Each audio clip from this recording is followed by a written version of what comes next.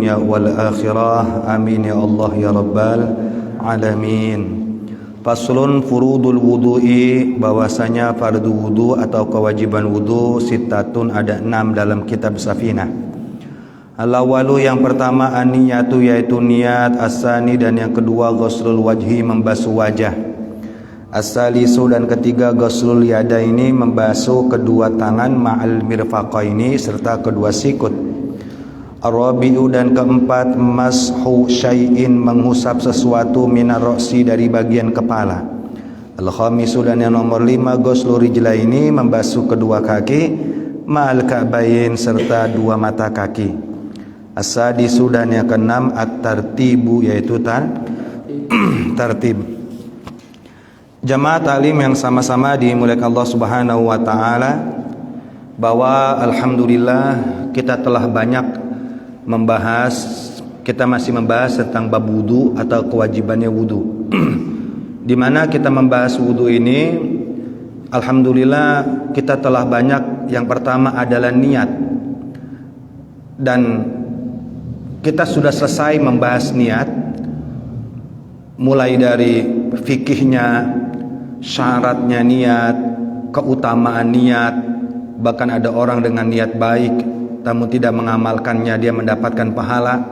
Atau mungkin dia ingin melakukan satu ibadah kemudian tidak jadi karena ada udzur syar'i, udzur yang mencegahnya, dan udzur itu adalah udzur agama, bukan udzur maksiat, maka dia telah mendapatkan niat.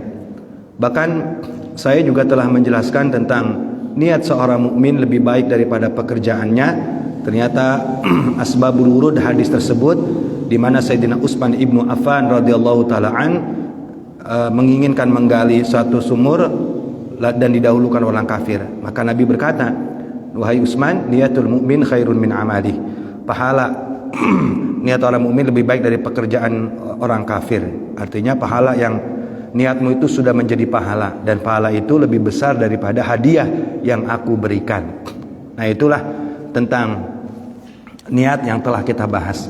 Karena memang kajian saya Safinatun Najah ya kan membahasnya secara insyaallah secara total, baik fikihnya, baik tauhidnya, baik sosialnya, karena memang itu perlu dibahas.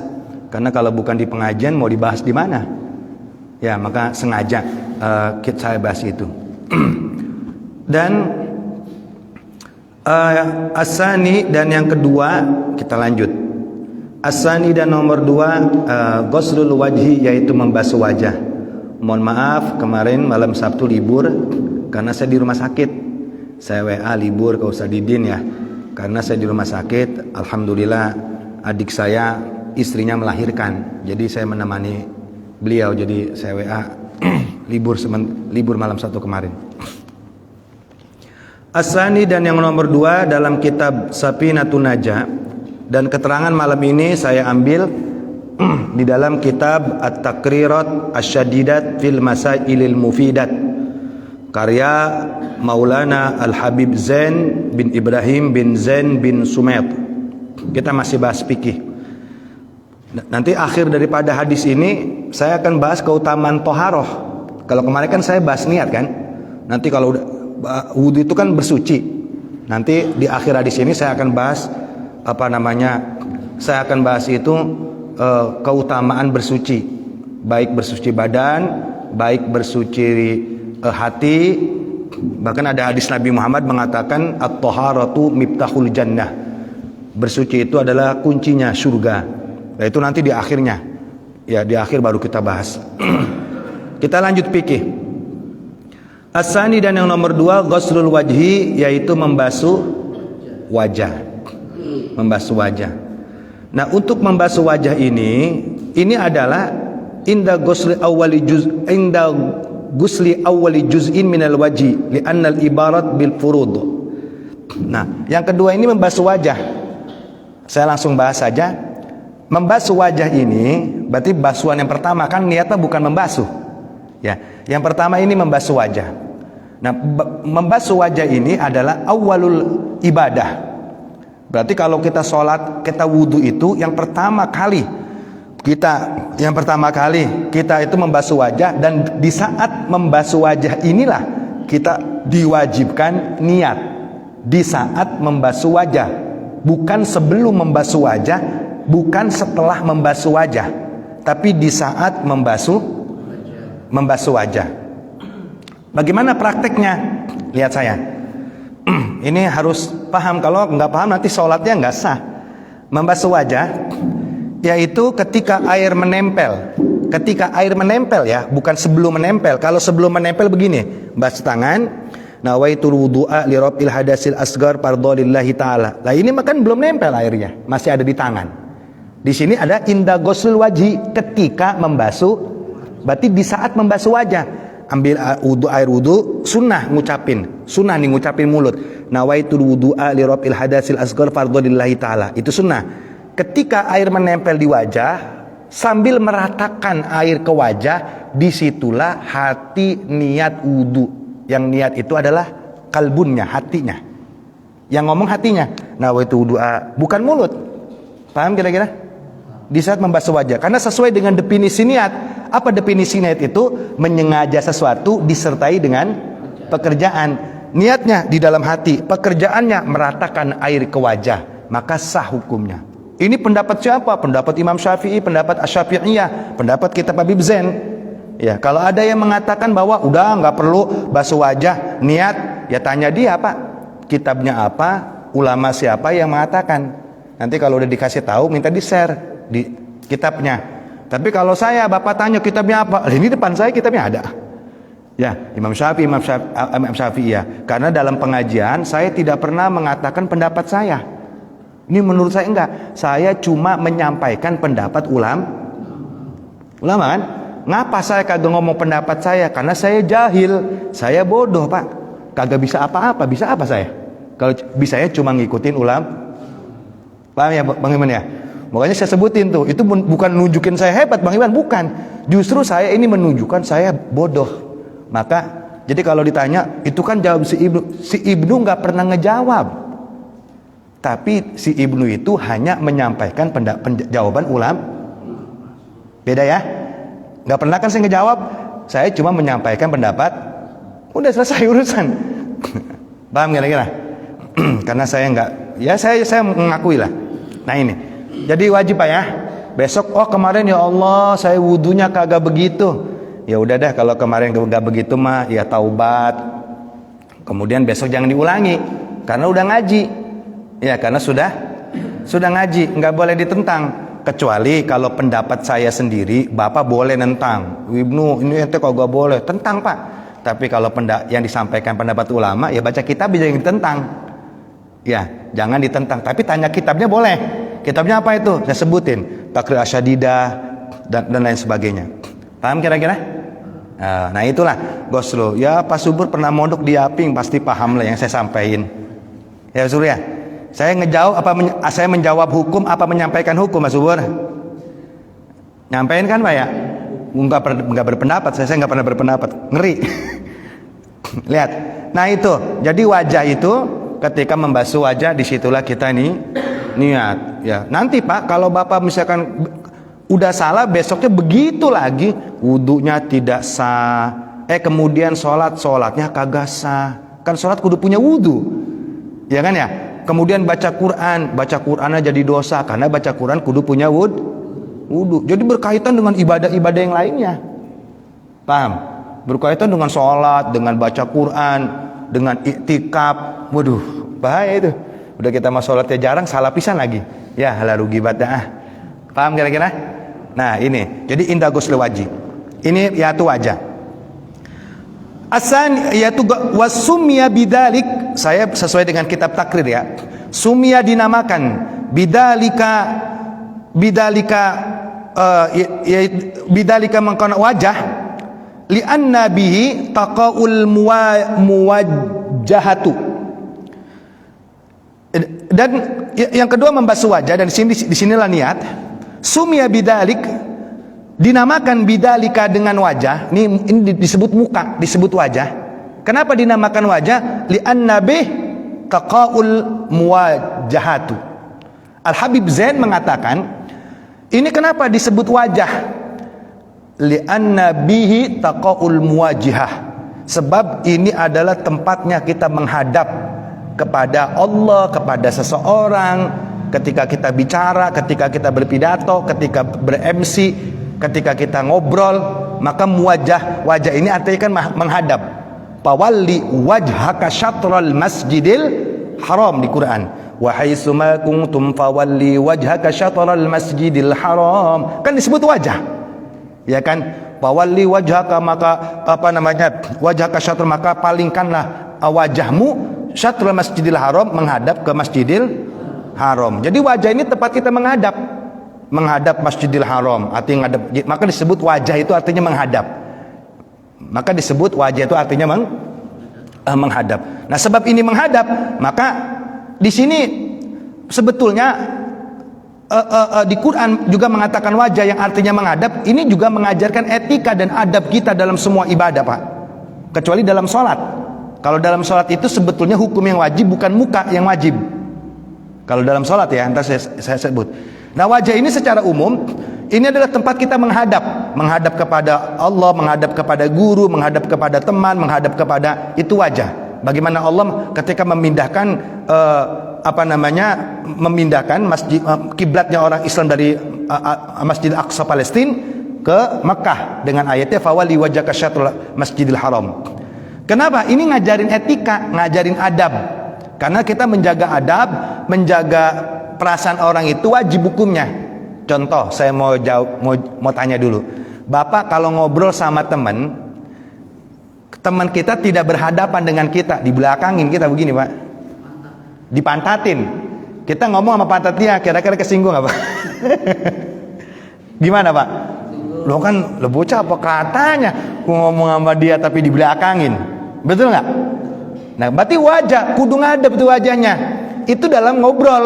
Ngobrol apa? Ngobrol apa aja. Ya kan, ngobrol maksiat kalau kita di belakangin mah kan kagak resep. Ngobrol mubah juga, apalagi ngobrol sunnah, apalagi ngobrol wajib, perkara-perkara ilmu, saling berhadapan. Nah, karena wajah itu adalah tempat menghadap. Paham kira-kira? Nah, etikanya bagaimana? Itu dalam ngobrol saja, Pak. Dalam ngobrol punya etika, saling berhadapan, apalagi dalam ibadah. Mana dalam ibadah? Ngaji. Ya, makanya sering saya bilang, ngaji ngadep sama gurunya. Ya, ini pantatnya berat banget. Pantatnya 50 kilo kali ya, berat banget. Ngadep gurunya. Kenapa? Itu perkara ibadah. Sekarang begini deh, ibadah mau udah jelas tuh, berpahala. Betul nggak? Ibadah mengaji berpahala. Ngobrol aja, ngobrolin dagang, ngobrolin ngebon, ngobrolin apa ge. Kalau kita kagak berhadapan, mukanya dipantatin. Kita ngomong, deh. Nah, gue ngomong dipantatin baik. Betul nggak? Rasanya hati nggak nikmat gitu kan. Bagaimana kita bicara ibadah. Makanya saya berharap ini Islam, Pak, itu ngajarin etika. Emang dosa hukumnya? Dosa sih enggak, Pak, ya kan, adab. Tapi kalau itu menyebabkan manusia tersinggung, nah itu nggak boleh hukumnya, jadi dosa. Karena menjaga perasaan orang ini kan wajib hukumnya. Paham kira-kira? Itu kita dengan adab, itu dalam ngaji. Makanya ngaji dengan siapapun, kiblatnya itu ngadep guru, berarti mukanya ngadep, karena wajah itu maknanya menghadap. Jelas kira-kira? Ngadep itu harus menghadap. Nah, itu caranya. Ya, jangan, bakal saya bilang, jangankan perkara ibadah, perkara mubah kayak kita ngobrolin dagang, ngobrolin kebun kayak kudu ngadep, apalagi dalam perkara yang lain. Makanya saya di sini ngaji udah berapa tahun ini? 16 tahun. Wih, luar biasa. Paling lama ngaji di sini. Karena pertama-tama saya buka pengajian diminta sama Ustadz Ahmad, beliau yang pertama kali minta saya. Sebetulnya saya kagak mau tanya Pak Ipul dah. Kalau kata orang terpaksa, mas saya terpaksa jadi Ustadz sebetulnya. Jadi Ustadz terpaksa, biarin dah. Lo orang saya mah kagak bisa apa-apa. Mamang maksa bae. Padahal paksaan beliau itu udah jadi doa buat saya. Doanya apa? Ya pas kisi di sini akhirnya kalau bahasa Betawi mengembet terus tuh kemana-mana tuh. Tapi awalnya dari sini. Makanya dari sini ini kudunya mah, di sini kudunya yang paling beradab, paling pinter, paling rajin. Kudunya orang pertama.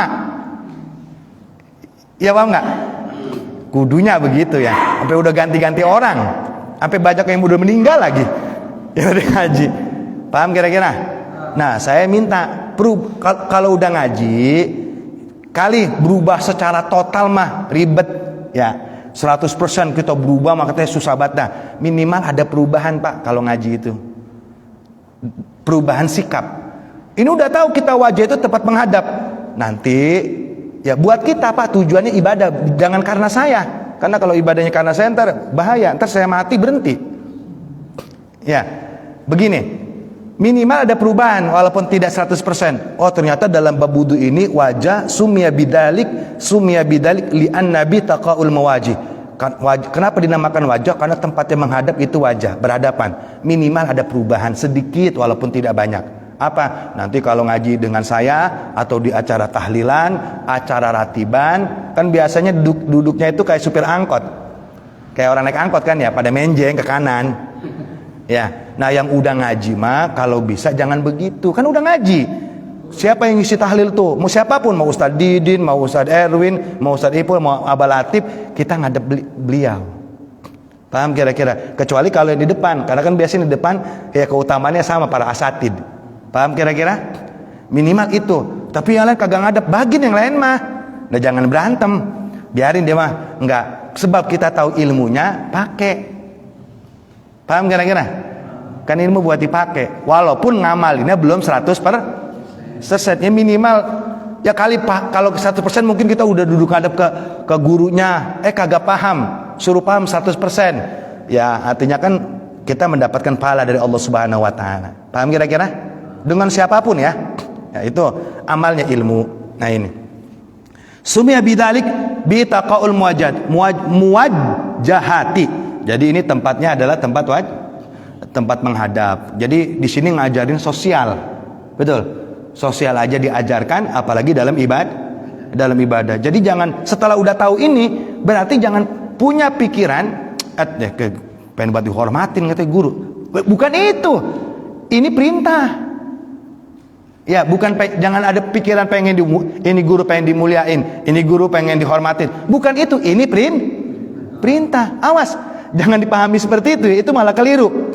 Malah keliru pahamnya. Kan ngaji.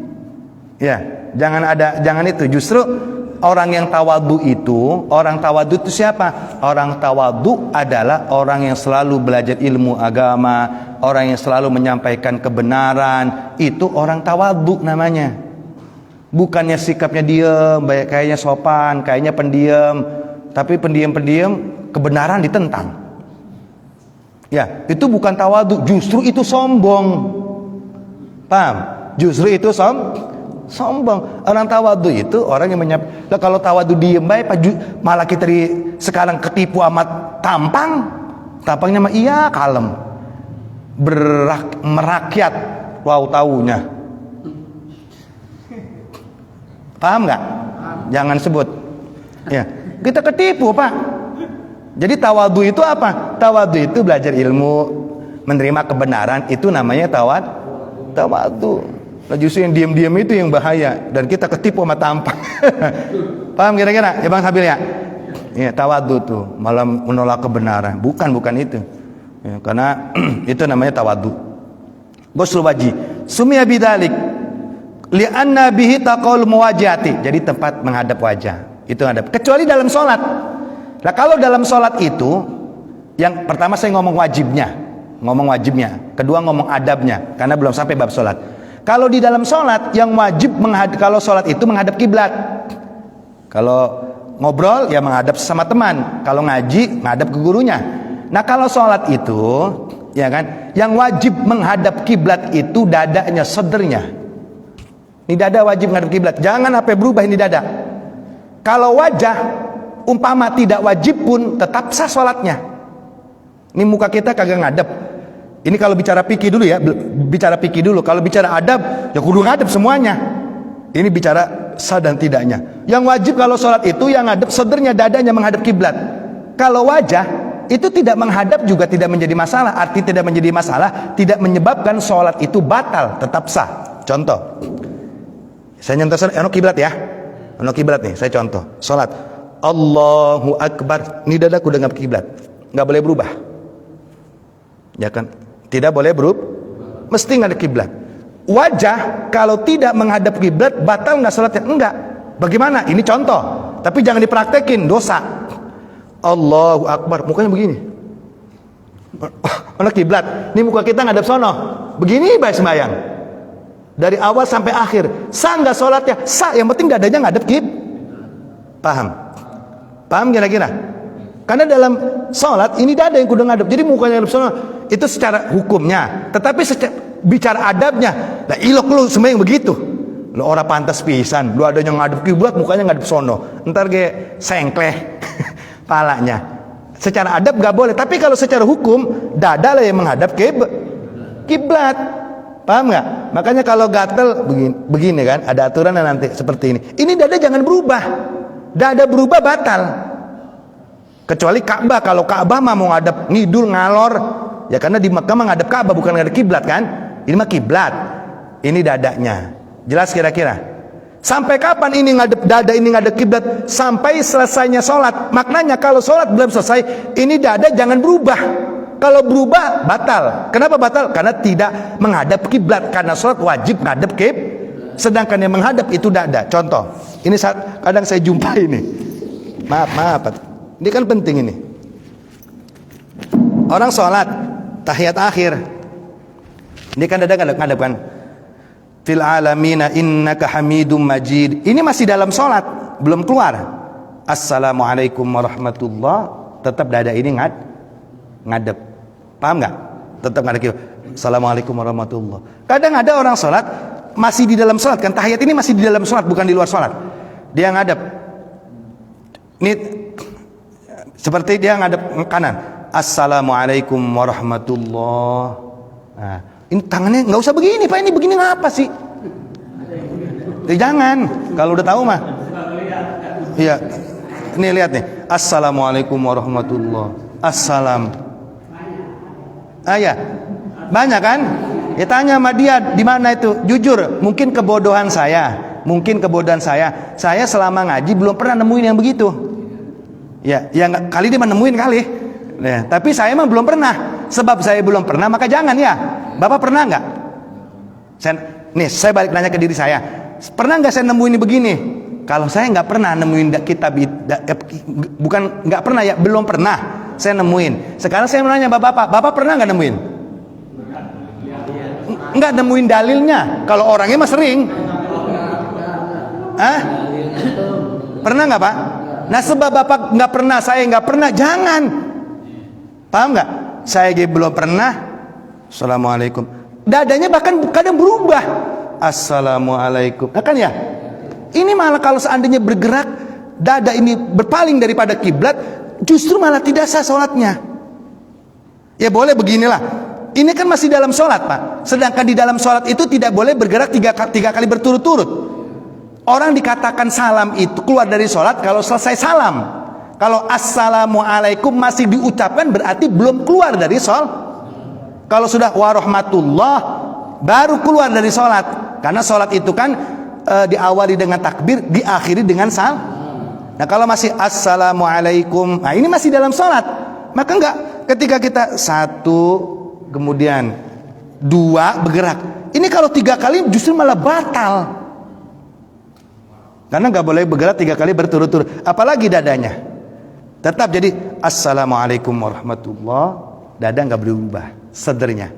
Nah kalau assalamualaikum yang kedua bebas mau diucapin sah sholatnya, kagak diucapin nggak diucapin tetap sah karena sunnah hukumnya, tapi wajibnya diucap, tapi baiknya diucapkan. Tapi salam pertama itu wajib hukumnya.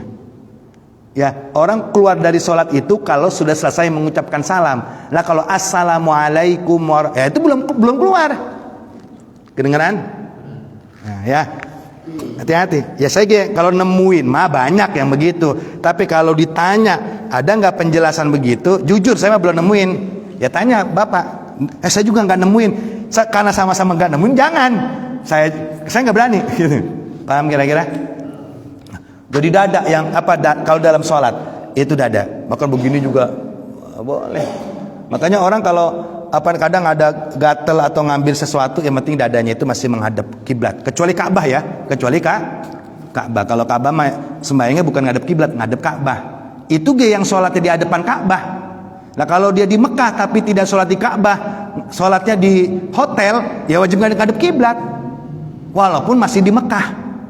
Apalagi kita di Jagoana. Ya, yang wajib ngadep ke Ka'bah itu yang sholatnya di area Masjidil Haram. Kalau di luar Masjidil Haram, ya kan, sembahyangnya di hotel, tetap wajib ngadep kiblat. Nggak boleh ngadep kemana baik. Itu yang masih di Mekah itu, bagaimana yang nggak di Mekah kan? Begitu kan Pak Haji?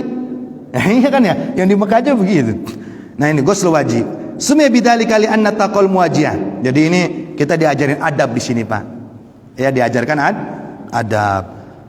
Nah setelah kita memahami wahadduhu tulan, ya maka jadi yang dimaksud dengan khairul Nabi berkata khairul majalis istiqbalul kiblat, sebaik-baiknya tempat itu menghadap kiblat itu di dalam sholat, di dalam doa, di dalam zikir. Nah kalau zikir itu bagusnya ngadap kiblat, doa bagusnya ngadap kiblat, sembahyang wajib ngadap kiblat. Tapi dalam bab pengajian kiblatnya guru. Ya, jangan bapak ngomong itu Ibnu ente kagak ngadep kiblat, ngadep saya. Bapak bener ngadep kiblat, kan kagak mungkin Pak. Saya ngomong ngadep sono. Ilok bapak saya pantatin. Iya berarti ya. Nah, jadi ini enggak apa. Jadi dilihat korenanya seperti apa. Nah ini wahadduhu tulan ma baina manabiti sya'rir ra'si ila muntahal lihyain. Jadi orang yang tawadhu, orang yang belajar ilmu agama, menerima kebenaran, itu tawadhu. Kalau tampangnya tawadhu, ngomongnya tawadhu, saya mah kagak bisa apa-apa, nggak belajar apa-apa, nggak mondok di mana-mana, ya kan. Kalau tujuannya kalau memang betul seperti itu, berarti dia nerima kebenaran. Tapi kalau kenyataannya ngomong begitu, kebenaran ditolak semua, itu sombong Pak. Tapi tampangnya mah adabnya gede. Ya Allah, kita ditipu sama tampang Pak. Ya. Wahaddu tulan. Kemudian batasnya wajah itu mana? Nah, kita kudu tahu. Tadi alasan wajah. Ma baina manabiti sya'rir ra'si ila muntahal lahyaini wa 'ardan ma bainal udunain. Sekarang kita ngebahas, kita pikir ya. Kemudian yang disebut wajah itu mana? Tulan wa 'ardan. Panjangnya dan lebarnya wajah. Ya kan, karena kalau secara tafsil, secara perinci ini nggak ada wajah. Kalau ditunjuk satu-satu nggak ada wajah malah. Ini pipi, ini hidung, ini alis, ini jabah kening, ini janggut. Mana wajah? Nggak ada wajah. Ya kan ya. Maka wajah itu apa? Disebut wajah itu, ya kan, disebut wajah ini semua.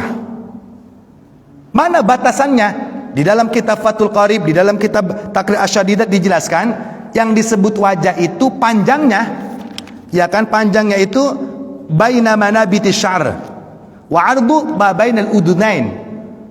Panjangnya wajah itu dari tempat tumbuhnya rambut, dari sini tempat tumbuhnya rambut, terus sampai lihyain, sampai sini dahu. Paham? Tempat tumbuhnya rambut sampai dah. Wa 'ardan bainal udunain. Lebarnya antara dari hidung sampai telinga. Jadi panjangnya dari tempat tumbuhnya rambut sampai janggut, apa ini, lihyain ya. Lebarnya dari hidung sampai telinga. Itu namanya disebut dengan wajah. Sebab ini di semua dikatakan wajah, maka ketika berwudu wajib dibasuh semua. Contoh yang salah. Kita wudu, kita ambil air, kita siram. Disiram tapi tidak diratakan, langsung disiram. Ambil lagi, siram lagi. Maka pasti ini nggak akan terbasuh. Betul? Pasti nggak akan terbasuh. Kalau diginiin, nggak diratakan. Ya kan, ini pasti nggak terbasuh. Jika ini tidak terbasuh, ada yang tidak terbasuh yang disebut wajah, maka sholatnya tidak sah. Kenapa? Karena ini masih punya hadas. Sedangkan sholat tidak boleh membawa Paham kira-kira? Cuma sedikit. Emang apa sih? Mau sedikit, mau enggak? Ini batasan agama. Ya, jadi dari sini, jadi wajib tuh ngambil, diratakan semua Pak sama tangan kita. Ya kan? Diratakan sampai sini. Jelas kira-kira Pak ya? Jadi nggak boleh cuma begini, ini enggak, ya Allah, sayang Pak. Ya, paham kira-kira? Nanti kalau tidak sah, berarti nggak sah sholatnya, nggak sah baca Qur'annya. Wah, semua jadi nggak pada sah itu. Maka perhatikan wudunya itu. Jelas? Jadi panjangnya, lebarnya panjang dari tempat tumbuhnya rambut sampai sini. Lebarnya dari hidung sampai teling. Yang ngajarin anak-anak di ngaji, kasih tahu. Ya, kalau bininya salah wudunya, lihatin aja sama bapak. Takutnya mungkin dia salah, nggak ada yang ngajarin, karena dia nggak ikut pengajian ibu-ibu, ya mungkin karena sibuk dengan anaknya, ya kan ya, atau sibuk dengan warungnya. Nah, kita sebagai suami lihat, kan ini mah gampang, perkara mudah kan, gampang kan tadi saya bilang. Ini nggak pakai dalil, udah dalilnya saya aja, ya kan, lihat tuh, Neng, itu bukan begitu, kasih tahu, jangan dibiarin, jangan dibiarin, karena kasihan nanti sholat yang nggak sah. Diterima nggak? Ya jangan ngomong diterima, orang sahnya enggak. Tapi saya mau yakin diterima. Loh, yakin itu dengan ilmu. Kalau saya jawab yang begitu, yang cuma wudu, ini nggak kebasuh, pertama saya jawab tidak sah. Terus ditanya, diterima nggak? Ya nggak, saya pastikan nggak diterima. Kenapa? Orang sahnya aja enggak, bagaimana diterima? Karena syaratnya diterima itu kudu sah dulu. Syarat terima itu harus sah. Kalau tidak sah tapi khusyuk, tidak diterima, nggak diterima. Nah ini, jadi itu disebut dengan wajah. Itu yang pertama. Dan hukmu ghuslu syu'uril wajhi, dan hukum-hukum ghuslu syu'uril wajhi, dan hukum membasuh rambut-rambut yang ada di wajah. Kadang kan orang mukanya ada rambutnya. Kayak saya ada nih, seperti jenggot, cambang, betul kan ya? Ya, kemudian ada yang tumbuh-tumbuh lah. Nah, bagaimana itu? Ini kan tumbuhnya di wajah. Maka Al-Habib Zain berkata, hukmu ghusl syu'uril wajhi, adapun hukum membasuh rambut-rambut yang ada di wajah. Yajibu, maka wajib ghusluha, membasuhnya, kulluha, semuanya, zahiruha wa batinuha, baik yang nampak, wa batinuha, atau yang tidak nampak. Baik yang zahir ataupun batin. Zahir itu yang kelihatan, wa batinuha, ataupun yang tidak nampak. Jadi apapun yang tumbuh asli dari wajah kita, itu wajib dibasuh. Kalau yang tidak asli, itu wajib dihilangkan. Bukan dibasuh, wajib dihilangkan. Yang tidak asli itu apa? Seperti mungkin muka kita kena cat. Cat ini kan tidak tumbuh dari kulit kita, tapi sesuatu yang baru menempel ke wajah kan. Nah, kalau ini karena nggak asli, dihilangin dulu sebelum wudu catnya. Ya kan, dihilangin ya. Kalau yang tumbuh asli dari wajah, itu tidak wajib dihilangkan, tetapi wajib dibasuh. Sebab kalau wajib dihilangkan sakit. Nah, orang kalau mukanya ada kutilnya, ada aja kan, ada kutilnya, pas wudu disuruh potong, nggak bisa berdarah. Itu wajib dibasuh, ya kan? Gimana? Rambut, atau ada orang tai lalat, atau daging lebih, itu wajib dibasuh. Ya, adapun dia mau menghilangkan, berarti jalurnya operasi kan? Itu beda lagi.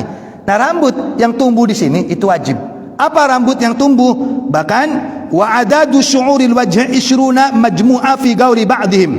Bahkan di dalam kitab Zubad dikatakan wa adadu syu'uril wajhi, adapun rambut-rambut yang tumbuh dari wajah isyruna, itu ada 20 rambut. Ini bukan rambut bawah, bukan.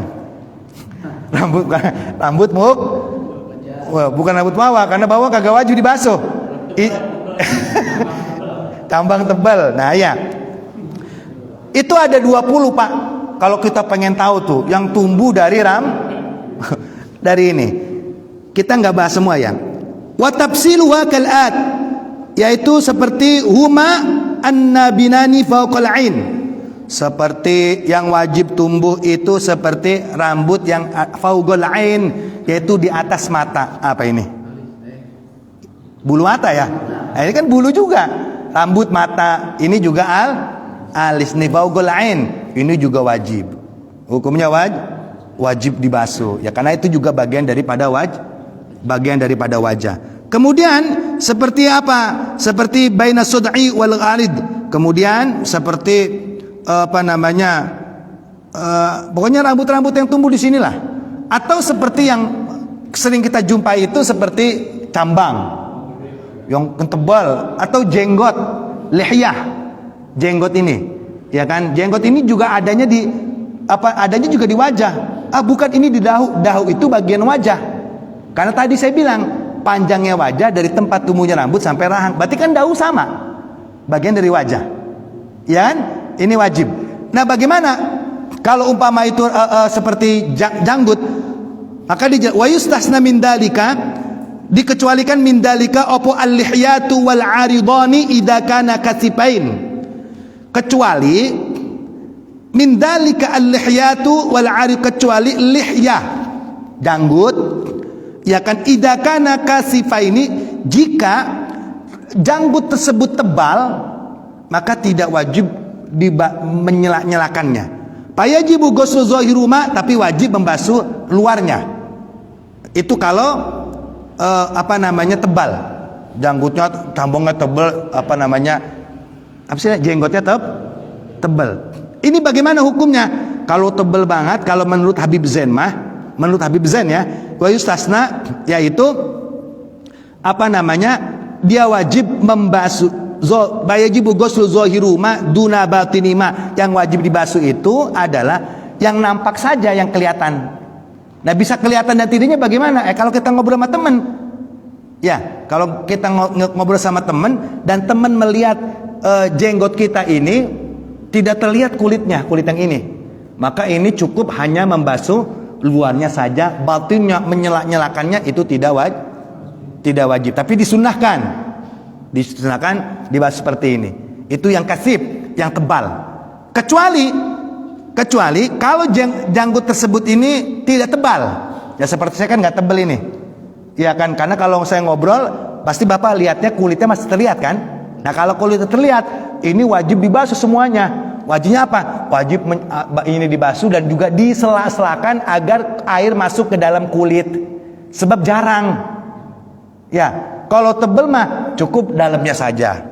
Luarnya saja, dalamnya enggak. Kalau seperti orang Arab itu kan luar biasa jenggotnya, sampai segini, ya kan? Nah, kalau diwajibkan membasuh semua, lah murni ngambil, waduh.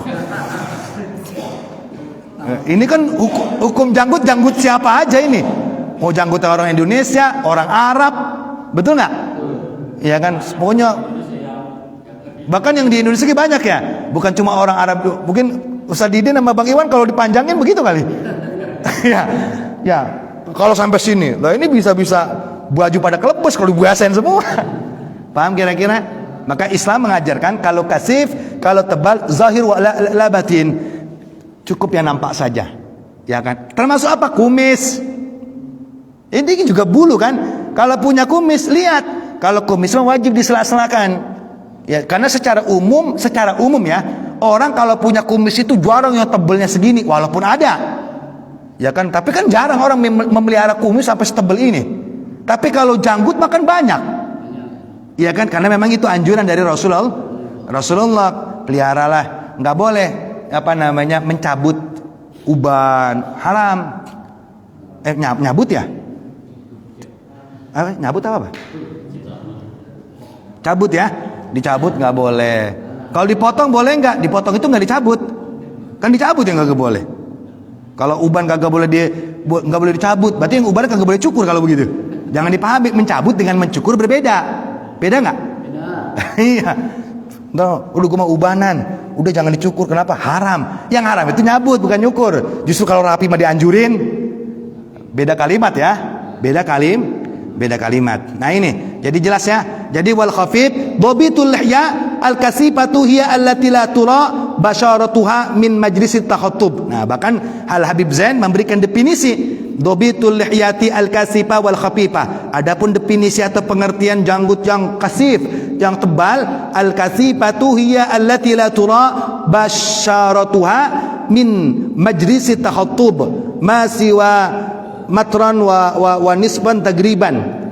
Al-Habib Zain juga berkata, adapun definisi janggut yang tebal itu allati la tura basyaratuha, yaitu yang tidak terlihat basyaratuha, kulitnya. Jadi kalau ngobrol itu orang janggutnya tebal, ini kulitnya kagak kelihatan karena ketutup itu disebut tebal. Maka kalau itu disebut tebal, maka yang nampak wajib dibasuh, tetapi yang dalamnya tidak wajib dibasuh.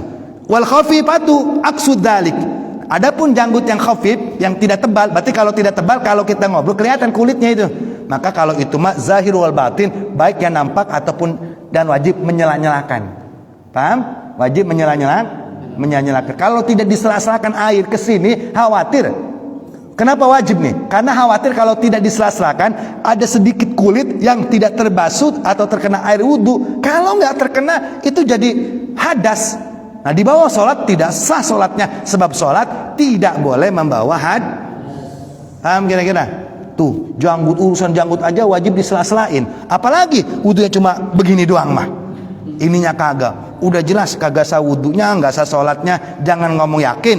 Kalau saya mah yakin kagak diterima. Karena syaratnya diterima itu kudu sah dulu, baru jelas kira-kira ini. Nah, ini bainal wajhi. Dhabitu dhahir min al-la'yi ma yali wajhi, yaitu wa masiwal batin. Nah, itulah kalau udah tahu maka praktek. Ingat, kalau kemarin kita wudunya salah, ya kan, maka taubatilah dan perbaiki. Perbaiki, ya taubat ya Allah. Nah, ini. As-salisu, dan yang ketiga, ghuslul yadaini ma'al mirfaqain. Yang nomor 3, kalau pikir mah cepat sebetulnya. As-salisu, dan yang nomor 3, yaitu ghuslul yadaini ma'al mirfaqaini, yaitu membasuh kedua tangan ma'al mirfaqain beserta dua sikut. Terakhir, al mirfaqani huma al azmani al barizani baina as-sa'idi wal adudi wa fi kulli yadin mirfaqani wa yajibu ghuslu juz'in min al adudi liyatakad bin ghusli yad kulli al-qasidah liqaidatin ma la yatimul wajib illa bihi fa huwa wajib. Dan yang ketiga, membasuh tangan ma'al mirfaqain bersama kedua sikut. Ini maksudnya. Di tangan, basuh tangan nih ya. Ini tangan, maka wajib sampai disebut tangan ini apa? Dari ujungnya ini sampai mirfaqain. Ini wajib dibasuh. Kalau orang wudhu, tangan panjang, ini ditutupin segini, ditarik lagi tuh. Nah, ini kan masih ketutup kan? Ambil, basuh begini. Maka otomatis ini nggak kebasuh. Kalau ini nggak kebasuh, maka wudhunya tidak sah. Kenapa? Karena pengertian tangan itu dari kulit ujung jari sampai mirfaqain. Dan ini Allah yang nyebutkan dalam surah apa kemarin? Dalam surat Al-Maidah ayat 6. Ya ayyuhalladzina amanu idza qumtum ila shalat, wahai orang yang beriman, kalau kamu mau salat, fagsilu wujuhakum, basuh wajah kamu, wa aydiyakum, basuh kedua tanganmu, ilal marafiqi, sampai kedua sikut. Marafiq, sikut ini langsung Allah lah yang nyebutin. Ya, bukan sebatas ulama, tapi Allah langsung dalam surah Al-Maidah. Jadi wajib ini.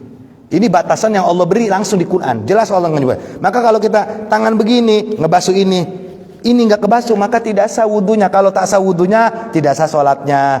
Haram, bukan dapat pahala sholatnya. Baca Qurannya tidak sah, wajib semuanya. Dari ujung sini sampai kedua semua dibasuh. Paham kira-kira? Kalau ujungnya, yaitu ujung ketika orang itu wudunya normal, kukunya normal, arti normal itu tidak panjang. Nah, kulit-kulit ini, ya kalau nggak panjang kukunya, yang normal, yang biasa lah nggak panjang, maka kulit-kulit ini pun termasuk bagian dari tangan, maka dia wajib dibasuh. Maka karena ini wajib dibasuh, karena ini bagian daripada tangan, maka orang yang tangannya kukunya kotor, mungkin kotor karena tai kuku ya, kemudian tangannya panjang, wajib diselakan. Karena kalau tidak disela-selakan, khawatir sebagian ini tidak terkena air wudhu. Kalau tidak terkena, maka tidak sah wudunya. Kalau wudunya tidak sah, sholatnya tidak sah. Baca Quran enggak. Maka kalau apalagi kalau yang panjang mah wajib. Sampai bukan kukunya, ininya loh. Kulit ini wajib dibasuh. Jadi yang punya kuku yang resep, kuku panjang boleh, silakan aja. Ya kan, tapi diperhatikan wudunya. Ya, bagaimana kalau tangannya kena oli? Apalagi mohon maaf. Ya, nanti di sini ada pengecualian, Pak. Ini terakhir aja. Ghusl kaffain. Yaitu at-tartib. Nanti itu saya bahas di dalam bab pembatalan wudhu. Bagaimana kalau misalkan dia orang bekerja, dia bekerjanya itu nggak kotor, ya seperti seperti karyawan kan nggak kotor kan ya kerjanya, atau orang yang di kantoran, atau yang dagang itu kan nggak kotor-kotoran kan. Maka kalau kukunya ini terkena cat, maka dia wajib menghilangkan dulu, karena takut ulma air tidak masuk ke tangan tersebut, maka tidak sah. Tapi kalau dia pekerjaannya memang pekerjaannya itu bergulat dengan oli, seperti bengkel kan ya, bengkel atau petani yang memang di tanah terus ya, dan udah pasti kemudian dia bersihkan, lalu bekas-bekasnya masih ada dan besoknya tetap begitu lagi, maka kewajibannya ya cukup bagi al-falah, kalau dalam bahasa Arabnya itu petani atau yang mesin, dia cukup berusaha menghilangkan. Kalau masih ada dan sudah diusahakan tidak bisa, maka hukumnya tetap sah. Kenapa? Karena dia nggak bisa terlepas di pekerjaan itu. Tapi kalau pekerjaan yang bersih itu wajib ya, jadi merebut kan bersih ya. Nah kalau misalkan petani itu dikecualikan ya, tapi usaha pertamanya ya wajib, usaha pertamanya itu. Nah itulah yang disebut dengan tangan, paham kira-kira ya? Atau sesuatu yang tumbuh asli, mohon maaf, seperti ada orang kadang jarinya bukan 5, 6, ini wajib dibasuh karena asli. Yang tidak asli kena cat wajib dibasuh, kecuali pekerjaannya kotor.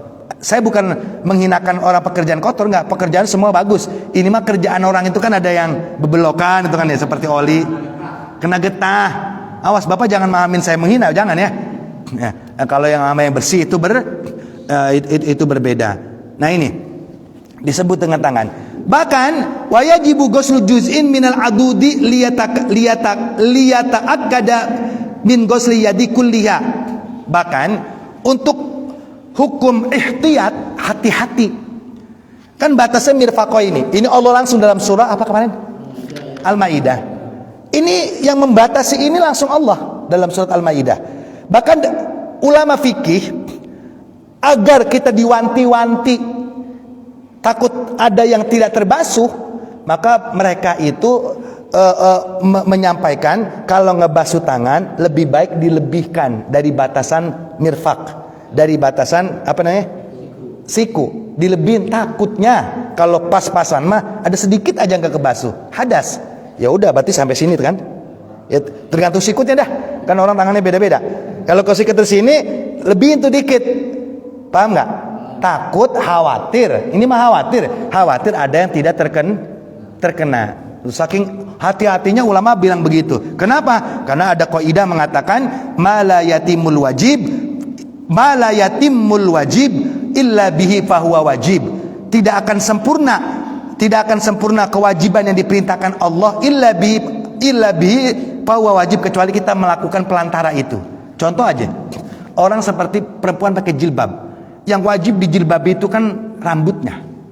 Nah sedangkan disebut dengan rambut itu dari tempat tumbuhnya wajib ditutupin tuh tempat rambut. Tapi kalau dipasin pas banget, ya kan itu pasti ada yang keluar, betul nggak? Pasti. Tapi kalau bicara hukum, dari tempat tumbuhnya rambut lah yang wajib di jilbab itu. Tapi kalau pas kita pakainya di situ, pasti ada yang keluar. Nah agar ihtiyat, berhati-hati, maka lebih baik dilebihin. Makanya perempuan kalau pakai jilbab ada lebihnya kan di sini. Nah ini kaidahnya apa? Ma la yatimul wajib fa wa bi wajib. Tidak akan sempurna kewajiban yang diperintahkan Allah Subhanahu wa taala illa bi fa wa wajib, kecuali kita melaksanakan itu. Sesuatu tersebut berarti melebihinya atau melebihi ini, maka lakukanlah itu bil ihtiyat. Jelas kira-kira ini? Nah, itulah. Makanya ini wajib nih. Ya kan, karena ini wajib. Nah sebab itu itu tangan. Ar-rabi masu ba'di min basyaratir ra'si aw sya'rihi. Dan yang keempat, menghusap. Menghusap betul kalimatnya. Coba lihat. Kalau wajah itu membasuh, tangan membasuh, kepala mengusap. Berbeda kalimatnya. Kalau bahasa Arab goslun itu membasuh wajah, membasuh tangan. Tapi pas kepala tidak goslur roksi, tapi mashur roksi, mengusap, bukan membasuh. Apa perbedaan mafarqa bainal masah wal ghusl? Apa perbedaan mengusap dengan membasuh? Insyaallah minggu depan saya bahas. Silakan yang mau tanya. Jadi baru 3 ya.